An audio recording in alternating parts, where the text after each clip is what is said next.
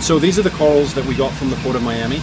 We've got about 600 colonies so far, and they come from a variety of different species, and they were all at about 50-foot depth in the channel.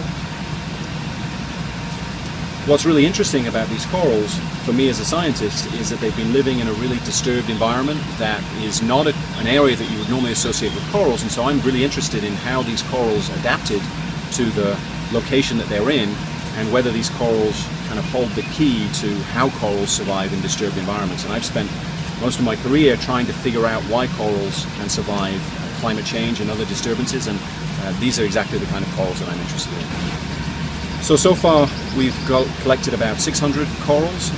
We've only had a very tight 12-day window to collect these things, and unfortunately the tides and the weather haven't really been on our side.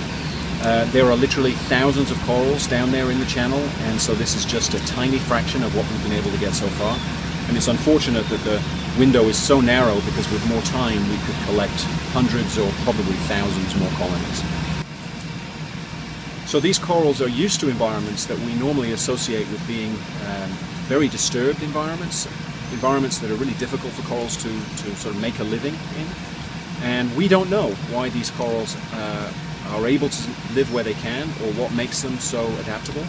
I have some ideas as to why that might be, and we're going to use these corals to test those ideas. Normally we have to go to the ends of the earth to find corals that are this adaptable, and then try and figure out why they're surviving climate change, why they're surviving other disturbances.